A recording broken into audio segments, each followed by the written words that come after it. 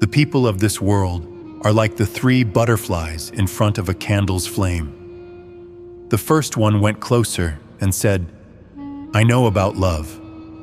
The second one touched the flame lightly with his wings and said, "I know how love's fire can burn." The third one threw himself into the heart of the flame and was consumed. He alone knows what true love is. What is love? It's a question we all ask ourselves. We all crave it, search for it, feel it, and sometimes lose ourselves in it. But have you ever wondered about the deeper truth of love? Have you ever stopped to think about how love truly transforms us? In his timeless work, Farid-ud-din Attar presents an ancient yet profound understanding of love that resonates through the ages. Today, we're diving into one of his most beautiful metaphors, the three butterflies, a story that reveals the different ways we understand, experience, and surrender to love. But this isn't just any story. This is a tale of spiritual transformation, of self-discovery, and the ultimate union with the divine. So let's walk this path together. Allow these words to pull you in, challenge you, and perhaps even inspire you to seek love in its truest, purest form. The first butterfly, he stands at a distance, observing the flickering flame. It's almost as if he's studying it, analyzing it from the safety of the shadows. This butterfly says, "I know about love," but is it truly knowing? Or is it just an intellectual exercise?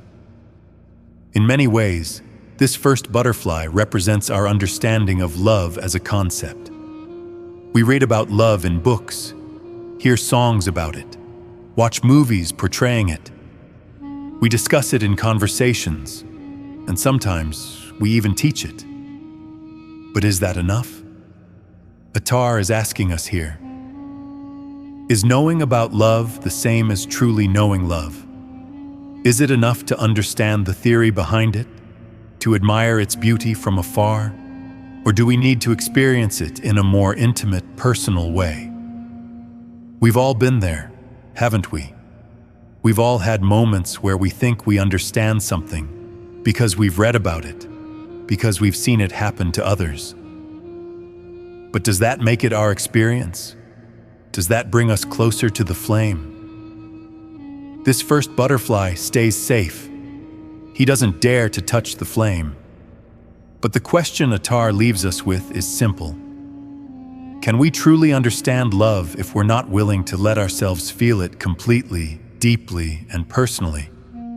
Now, the second butterfly takes a different approach. It's still cautious, but it's closer. It's not standing in the shadows anymore. No, this butterfly moves toward the flame, just close enough to feel its heat.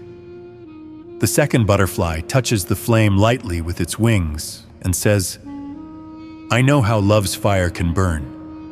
It's a powerful moment. This butterfly has gone beyond theory. It has felt the intensity of love. It's touched the flame and been burned by it. This part of the poem is a metaphor for those of us who have experienced love. We know what it's like to be moved, to feel the heat of passion and the pain of loss. We know how love can light us up and then burn us down. We understand the power it has to transform us, to make us feel alive in ways we never thought possible. But here's the question Attar asks us. Is this enough? Is it enough to have experienced love in its burning form, to know its intensity but never fully surrender to it? Many of us have tasted love's fire. We know its power, its fury, its ability to break and heal us. But, like the second butterfly, we hold back. We protect ourselves. We are wary of getting too close, too involved, too consumed. And that's where the real challenge lies. Then, there is the third butterfly. This butterfly doesn't hesitate. This butterfly doesn't fear the flame, doesn't hold back in self-preservation. No, this butterfly throws itself into the heart of the flame, abandoning all caution. And in doing so, it is consumed. The third butterfly alone knows what true love is. This is the butterfly that symbolizes ultimate surrender.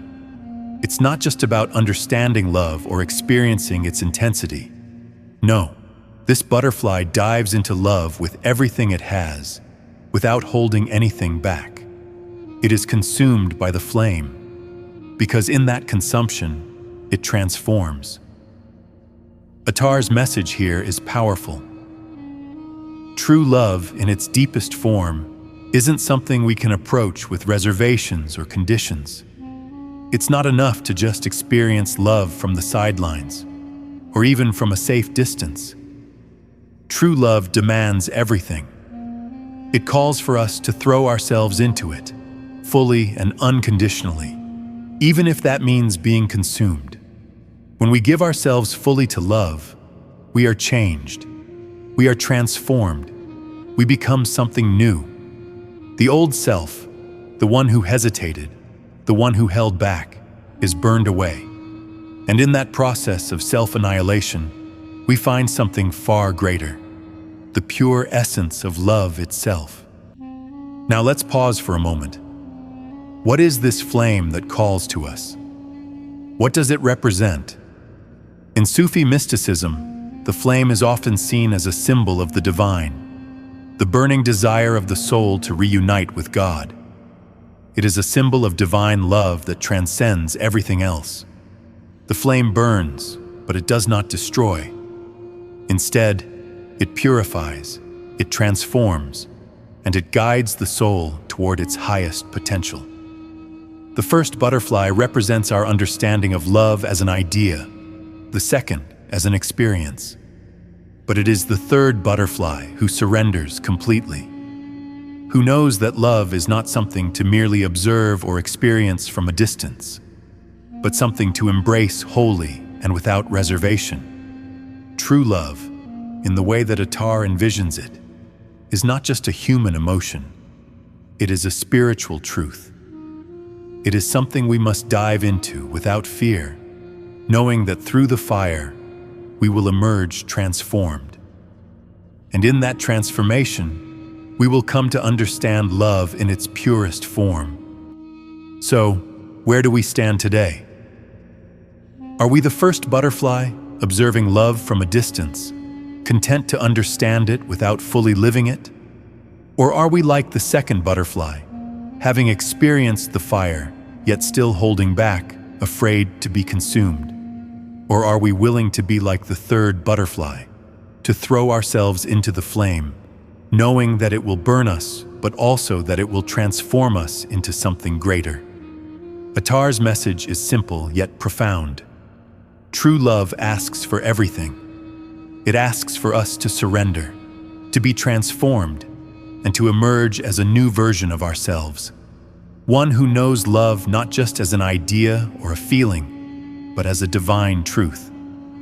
Let us, like the third butterfly, be willing to dive into the flame and be consumed by it. For it is in that consumption that we find the truest form of love. Thank you for joining me in this journey through Attar's words. May you find the courage to embrace love in its fullest form and allow it to transform you, just as it has transformed countless souls before us. If you found meaning in these words, if they spoke to your heart, share this video with someone who needs to hear it. Let's spread the message of love, of surrender, and of transformation, one butterfly at a time.